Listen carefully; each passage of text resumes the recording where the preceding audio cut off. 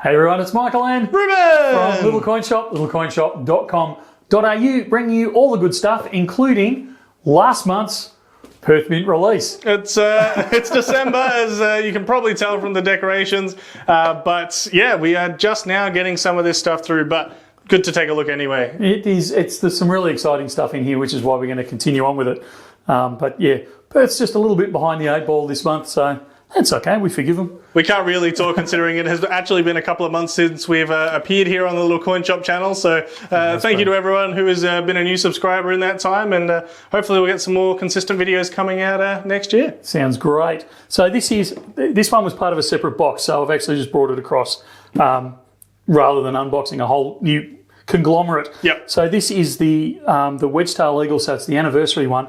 But the thing that's special about this, we'll get to in a second, comes in the standard shipper box, which looks fantastic. Then you've got your inners. So the certificate of authenticity there with the bit of a blurb about all the information to do with the coin, etc., etc.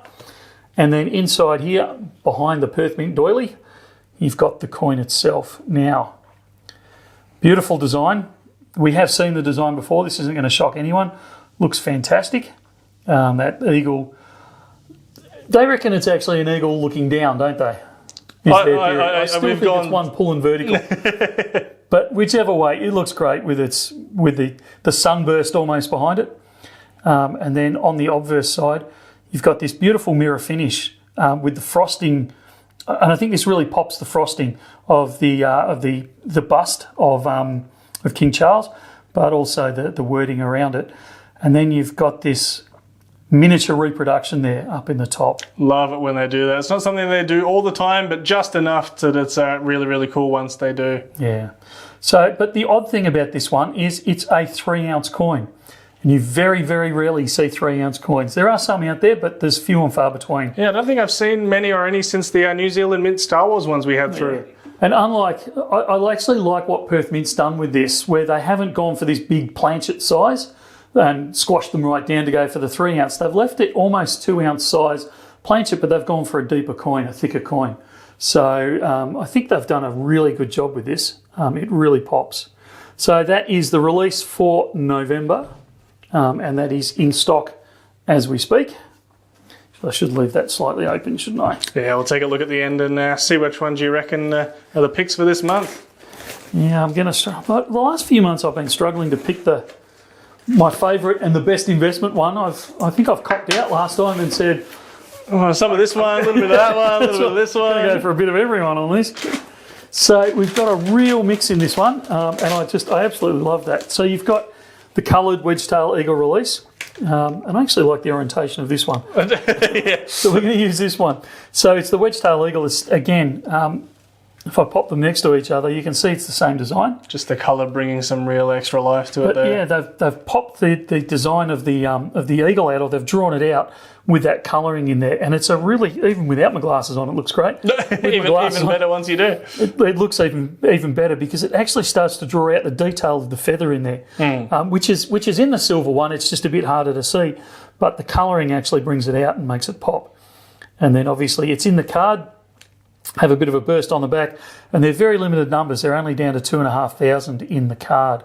So a great way to get it. And I love the way, again, I should have kept this one out, but I love the way they've reversed it.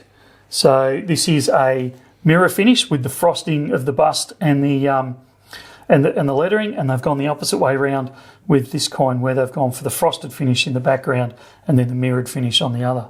Very cool. And the extra details on the back there, including the fact that it was designed by John McCanty. Very much so. So John McCanty, for those that don't know, very, very famous designer and was chief engineer at the US Mint for many years.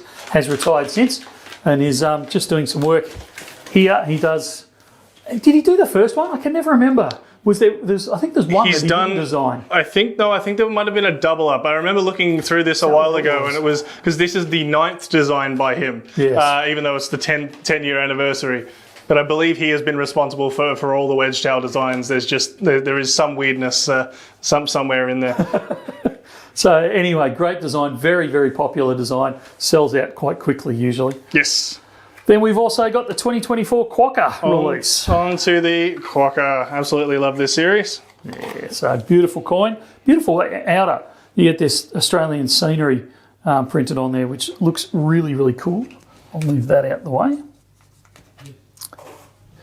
And then you have the box itself. It's a standard magnetic cover on it with the C of A. Going to assume photos of Rottnest Island there. Yeah. And then you've got the incredible Quokka. And again, they've coloured it, so it absolutely pops that design out. And notice with the Quokka, they use the 2023 design on the 24 coloured Quokka. Yes. And then they do that each year. The colour is the previous year's design. And it just looks magnificent there with the green of the grass in the background and the sandy look of the island there. And then the Quokka itself. So a real hit, that one. They've done a great job with it. We've got more in our box though. We do. I'm just going to get these Quokkas out the way. So there's a few Quokkas in there. What's a gathering of Quokkas called, Rubes? That was my answer. You can't have that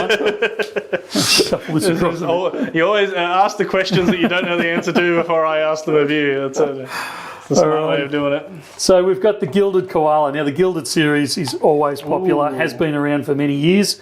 The beautiful design on the outer, same great inner display case, the Perth Mint doily, and then this is just incredible. The rose gold looking gilding on this one as opposed to there. But it pops on so many levels. So you've got this great design where it's 5 ounces of silver. It's a high relief. High relief, thank you. I went blank for a second. So it's high relief. So because it's a 5 ounce and they haven't gone for a large planchet size, they've gone for that smaller planchet, they're actually able, they've got the depth that they can do that concave cut in, I don't know what it's technically called, where they can actually drop the design down into the oval and draw out the picture itself. So it becomes three-dimensional. And then they overlay this rose gold over it to actually further out the design. It looks nice on the Koala there. I actually really like it on the edge of the coin. That to me... so you can see the rim on that side, but you can also, if I flip it sideways, like that, you can see how thick the coin is, which really makes it pop. And then they've actually done the gilding around the edge of the coin as well. Yeah, I think that's a nice touch. So it's just beautiful. And then on the obverse, again, you've got the rim in the rose gold, but then that mirrored finish with King Charles in the middle there. So an absolute winner with these. Very limited numbers produced and a very popular coin, particularly in the 5 ounce. So they are now available. Alrighty, Koala out the way. What else have we buried in here? We've got something lunar looking. There it is. So this is the high relief snake. That's the thing, particularly as everyone will know that I wear a second hat as bullion now. So one of the things we lose as bullion stackers is this variation in the series. So we've all seen this year's Lunar design for the snake in previous years, and then they do these other things in the proof sections or in the more numismatic side of it, where they actually produce high reliefs and antiques and coloured and gildeds, and there is all sorts. And so they take that standard, I'm not going to call it boring design, but you know what I mean, like that standard design that we see and we get used to on those bullion coins, and then they start jazzing them up like they have with this one. So again, you've got that concave coin. It's not quite as deep because this, I believe, it's only 1 ounce. So they've used almost a ½ ounce size face. And you can see it's quite deep there, so it gives them that room to actually scallop it. And they get the depth in there, and then they can actually, again, three-dimensionalise the design itself. And so it draws it out, it makes it pop. And you can really see the way the light reflects off the scales of the snake because it's got that curvature to it, and the mirrored finish and all that sort of stuff. So it really pops the design. And you just don't get this in the bullion side of it. Again, another beautiful design there, beautiful coin. All right, what else have we got hiding in here, Rubes? Hey, speaking of Gilded. Hey! If I can manage to open it. We'll be able to do the comparison here and see what you'd prefer between the rose gold gilding and the And the normal classic, yeah. It's a good question. Because again, similar to that kind of shrunken down design on the back of the Wedge-Tail there, I think the rose gold is unique enough when it comes through that it makes me go, ooh, I kind of like that. Yeah. But, you know, we've sung the praises before of Perth Mint's gilding, you know, plenty of times. If you compare the gilding that they do today to what they did, even in Series 2, but particularly some of the earlier productions, it's just the technology and their skill has come along in leaps and bounds. Absolutely. So again, you've got the standard snake design that we're used to for this year now. The same sort of backgrounding, but you can see there they've got this gilding, so don't get excited about the amount of gold there because it is literally spray painted on. Like it's a very fine coating of it, but it just has enough gold in it that it makes that snake pop out of the design and makes you go, oh, look at that. It just gives that difference. And if I compare it to... nice bit of background separation once you start looking at that. So even to the high relief, we should have got in a bullion coin just to show the difference, but you can just see how they make the snake, like they take that one central feature and they make it pop. And they've done that very successfully with actually both, but in this example with the gilding. And then which do we prefer over the rose gilding and the normal gilding? I would have to say I actually prefer the normal gilding. We might also leave that up to the comments down below, so if you have a preference between the classic gold... golden gold gilding versus the rose gold gilding. Don't get me wrong, I love the rose gold, but I reckon the gold, normal gold, just pops that little bit better. So they are in stock as well. What else have we got hiding in your rooms? This is a real treasure trove. Looks like we've got a big cardboard box there. This is one for the kids for Christmas, me included. This is what I'm thinking. Eyeing off that yellow, I think it is. I was excited to see that they'd acquired this license. Look at those eyes. Good old SpongeBob. So happy. Dear, now I have to work out how to open it. This is one that I think, again, they've done this a couple of times recently, but just looking at the packaging and things like that, you can tell it was done, you know, with a little bit of love, a little bit of excitement, and I think it absolutely adds to the overall experience of getting something like this. Absolutely. This has been designed by someone who enjoys their kids' cartoons a little more. Which is exactly what you'd want out of a design like this. And look at that. Oh dear, they have really gone to town with this, haven't they? So you've got the C of A. We have instructions on assembling a pineapple. That is not a card I would have expected to see in a Perth Mint box. Which concerns me slightly, because I'm having to do this under camera without having practiced it before. So this could get embarrassing. So I believe... I have no clue how to do this. I think it is it looks like a push down of some description. We might have to pop it out of there first. No, so what you do... So the top of the pineapple's inside the pineapple. Mm-hmm. So you pop it out there, take it out, and plug it into the top. I might do that for the extra footage of it, just so people can see what it looks like. But for now, we'll keep it in there. And then you've got the coin itself. That is so cool. Is it actually gilded? It very much looks like it. It certainly does. Proof gilded it is. coin. It's proof gilded coin. There you go. They've gilded old SpongeBob. I mean, when you've got a character that is so yellow, so well known for being yellow, I don't think you can not gild him. I'm not going to try and pop it out on camera because I might break something, but just say Ruben will have fun with that later on. Very cool. And celebrating 25 years. 25 years of SpongeBob. Who would believe it? But that would make sense because my oldest is 25 and we used to watch SpongeBob. So good stuff. So that's in stock.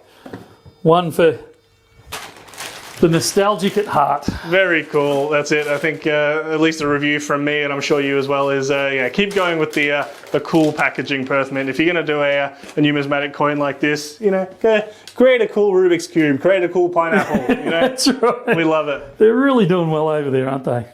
This is getting out of hand. There's still more in your box. There's still more that we haven't gone near yet. This one's a really interesting one. Ooh. I don't know how this is... The top of that box there. Yeah, Perth's really kind of... I wouldn't say they've gone out on a limb, but they've stepped out with this one. So this is an Alicanto. So we got one of these. We got a few of them, actually. Oh, I was really excited to see this one. So this is where I show my ignorance, and you can't know everything about everything, unfortunately. But it's a beautiful coin. So it's a Chilean mystical creature, this one. Okay. And yeah, absolutely stunning. So they've moved away, like the incredible design on the box itself. And that's something we don't mention enough, is the designers of the coin actually are integral in the designing of the packaging that goes around it. So you can tell a good coin quite often by the packaging because the same person is involved. They've gone away from the standard Perth standard box. They've gone interesting on the box there, where they looks like the ability to look through it and see. Yeah, so you can. It's got a little whoosh sticker on it that you get on your mobile phones and that sort of stuff. It's got these external hinges on them, which you don't see on any of the other stuff. In fact, I'm not sure any of the other stuff is even hinged. No. You've got the Perth Mint doily, and then you've got this incredible design. I'm almost too scared to pull it out. No, I'm not going to... I'm going to get a glove. There was gloves somewhere that I prepared earlier. I put SpongeBob on the gloves. This one very much reminds me of the Tears of the Moon that they did. It's that esque, isn't it? Yeah. They probably resurrected an old project file or something for that one, but I absolutely love the variation of this one, to get the gold in there as well as that silver that they used for that. Just absolutely beautiful. Okay, so you have this, like, it comes in a beautiful casing. A coin like this, I don't think you could not pop it out. Just, the amount of detail, the amount of cool factor to having that orb in the middle. And it is. You've got... did you say it's a phoenix around the outside? No. It's called Alicanto. It's a mystical bird. That is the name of it. So you've got an Alicanto, there you go, around the outside, and the design they've gone into it is just amazing, even down to almost the facial expressions on this bird. Yeah. And then the background there. You got some mountains there with an orb of some description, could be the sun. Again, we are showing a little bit of our ignorance here, but absolutely fantastic. And then you've got I'm assuming it's in an oil of some kind by the way it's moving, but actually what I might do is we'll show the back, and that will actually get all that stuff in there to fall forward. So you can see even on the back they've continued the design in this antiqued finish, and it just looks fantastic. Beautiful. And again, that same kind of patterning that we were seeing on the box before, again, we're talking about the kind of flow-on design elements between box to outer to coin. Yeah. So the Perspex dome that you've got there actually comes with flecks of gold and silver in there. There you go. It's the real deal inside. Again, I would say probably similar to the gilding, where would definitely not be buying it for the level of gold content in there. No. But it is still nice to know that it's using the real deal in there. Yeah, but it's representing that golden moon. So they've done it. It's just an incredible coin that they've produced. So we'll pop that back in there. This is definitely making it difficult for us for the for the end decisions on what we think is the best ones for this month. And again, very limited. You're down to 2,500 of those. So there aren't many. Far out. What next? Here we go. We should have done this one with SpongeBob. So this is more my youth, my misspent youth. Okay. So you can't go past. Oh, here we go.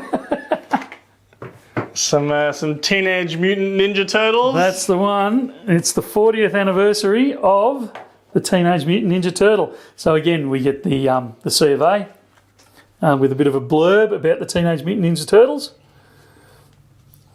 And then on the inside... Wow. You get this. Is it the sewer grate? Yeah. So it all opens up. Looks like it's in some like foam. Oh no, it's like the street. Oh, that's cool. Yeah, it is. And then, did you see how to open this one beforehand? I didn't. Perth Mint getting tricky with it. I might just screw off, actually. There we go. So look, it's quite a chunky, like grate. Yeah. That manhole cover. They've done a great job. And then inside. Wow. You've got all 4 of them there. I love the unique things they're able to do with some of the the different things like the gold antiquing and stuff like that here. But I think there's something about the antique coloured combo that just they get to play with the design a little bit, and it really shows. Yeah. So again, someone's had a bit too much fun designing this, but that's good to see. Alrighty, we're getting down to the tail end. So we've got the cute left. No, we did the Gilded, didn't we? So we've got the cute left and the series left. So we'll do the cute one first. There is definitely a lot more in that box than I was expecting. I was, I knew we were getting some of these through, but definitely wasn't expecting a table full like this. Yeah, definitely a bit of everything for everyone. So this is always, every year, these sell out really quickly. So this is the year of the snake, and it's the baby snake. The baby in the half-ounce silver. I still don't know how you make a snake cute. Let's work with that. I was going to say, does it pass the cute test for you? Yeah, well, we'll see in a minute. All right. So you've got your C of A there. So, as they always do, the Perth Mint and Oily. And is it a cute snake, Michael? Look, You're like looking at it like, I know what you grow up into. So you're talking to a farm boy, and we're not big fans of snakes as a rule. I can understand why. You and Indiana Jones, same wavelength. Just not the good thing. But I got to say, I actually quite like this design, the way they've used that mirrored background again, and then used the colouring to really draw out that design. So if it wasn't a snake, I'd really like it. Because it's a snake, I just like it. Yeah, that's fair enough. So, and then the obverse on the other side. And again, it's a half ounce. Like I said, very, very popular. You know, you've got a pre-established series as well. Yeah. It's a great series. And if you've got that relative, you've got the child or the grandchild or niece or nephew or any of those types of things, it's a great giveaway for those and fairly reasonably priced for it as well. So they are in stock. They are quite limited. And when they were back in Series 2, we used to not worry about them selling out. They're 7,500. But I've noticed in Series 3... Really not that many. Yeah, they actually go really quickly. So they're usually done and dusted by early in the new year. So if you do have someone being born this year or next year, 2025, and you want to get them a snake, I'd suggest getting it earlier rather than later. Alrighty. So on to the last one of the box. This is the very last one. So this is the trio. Yes. And I love the trio. Different to the 3-coin set. Different. So the 3-coin set has the 3 different sizes, the half ounce, the 1 ounce and the 2 ounce. And it's actually the only way to get the 2 ounce in those series. Yes. In the non-bullion series. This is the trio set, which is kind of one of my favourites, and I'm not allowed to admit to that, I don't think. Why not? Oh, just pause. So in this one, you actually get the proof, the coloured, and the gilded all in one set. Very cool. So I actually really like this one because it displays really well.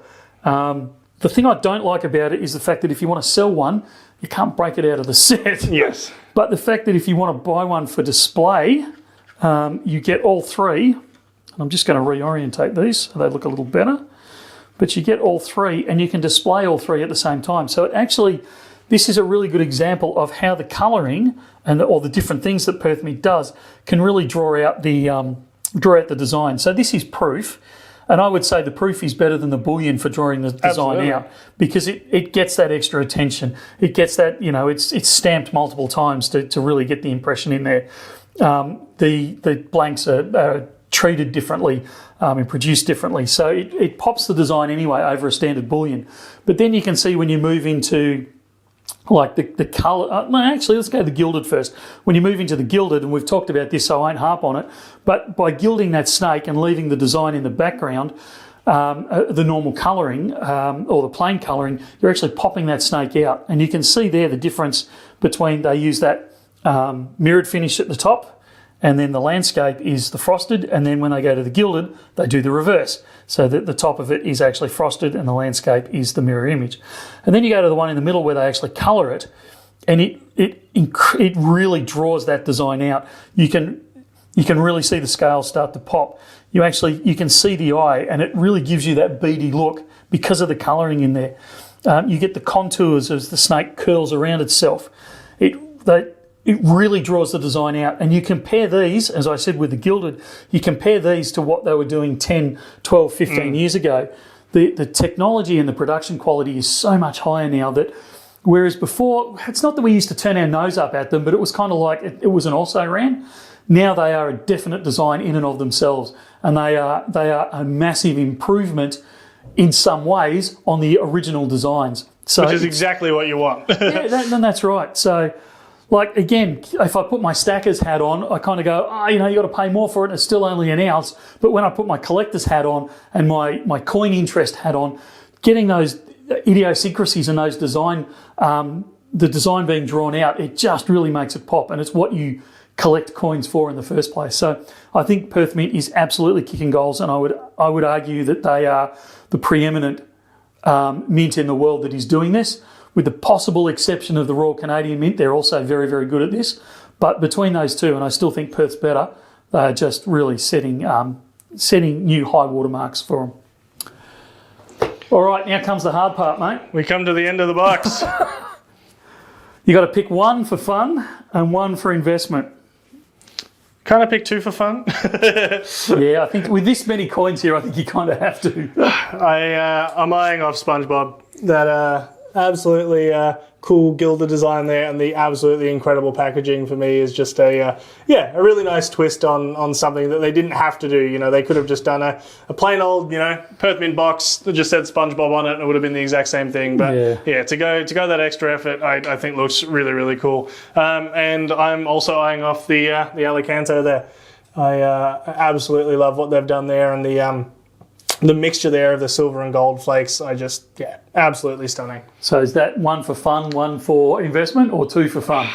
I'm going to say I'm going to say a little bit of both on the Alicanto. I think it's fun, but I also think with a limited mintage like that, I think it is absolutely the type that will be worth a little bit more down the track. Yeah, no, look, I'd totally agree.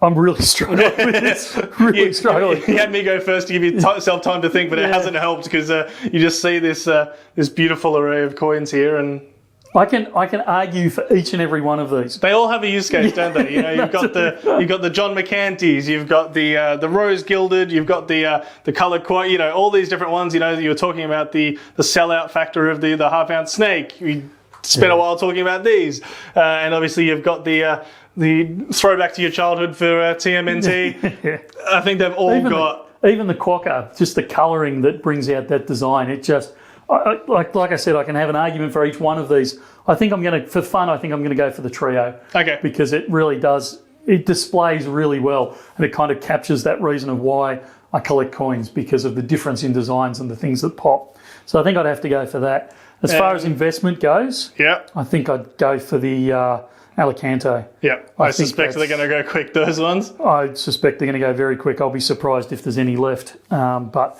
if you're interested in them, there will be a link below. Yeah. Just click straight onto it and get on there. But the TMNT, fantastic fun. SpongeBob, the high reliefs.